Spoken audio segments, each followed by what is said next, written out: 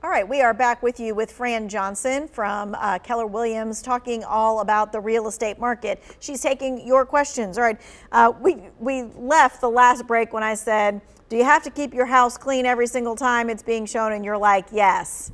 There's like no options for that. So that leads me to this next question. Are the companies that offer to buy houses immediately instead of going through the traditional real estate agency and all the showings a good idea?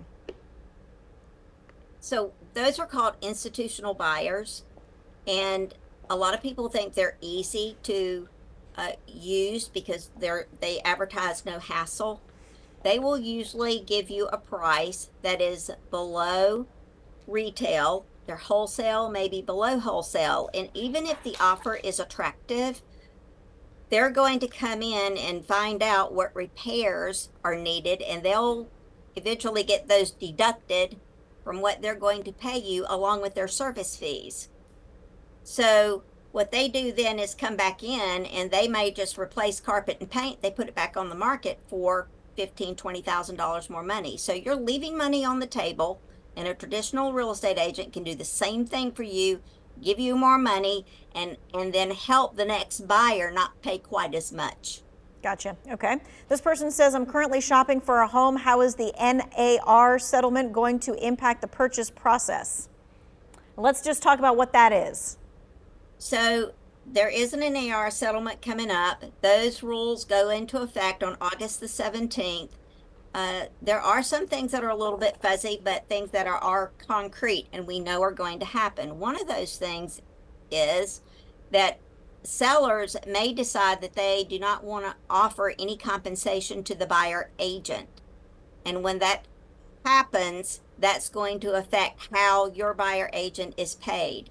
One of the other things about the settlement is every buyer and agent has to have a buyer agency agreement with the compensation spelled out.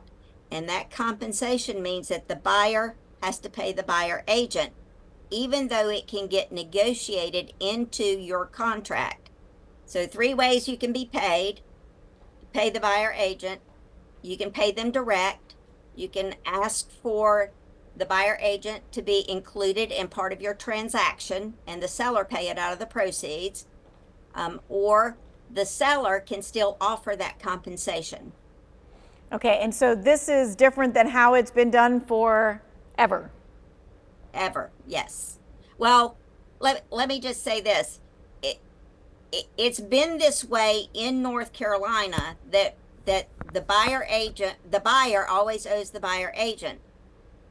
But what's not been done is that the seller, it's always been negotiable, the commissions, but today that compensation can't be posted on our MLS. So we have to find out what that compensation is, and we've never been allowed to put that compensation into our actual purchase transaction, and that's going to be allowed. Okay, gotcha. And how do you think that is going to impact things? Well, some sellers may refuse to pay the buyer agent, and if that happens and the buyer cannot pay the agent out of their pocket, that's going to be tough because people don't want to work for free. Right. So, got it. Okay. Yeah. All right. This person wants to know, are open house showings effective for selling a home?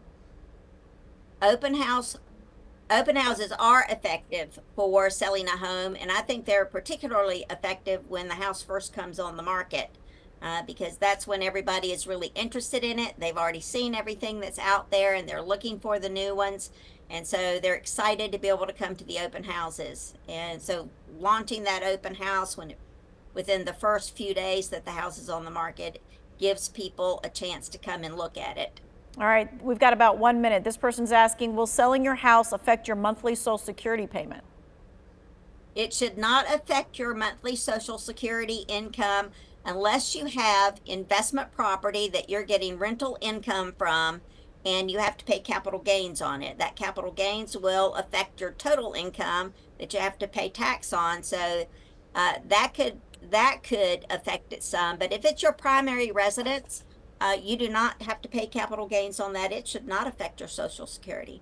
Okay, great. But as always, check with your tax professional. For sure. Absolutely. Well, Fran, thank you so much for your time and your expertise. We so appreciate that. If you missed any of this, this is going to be in the 2 Wants to Know section of our website.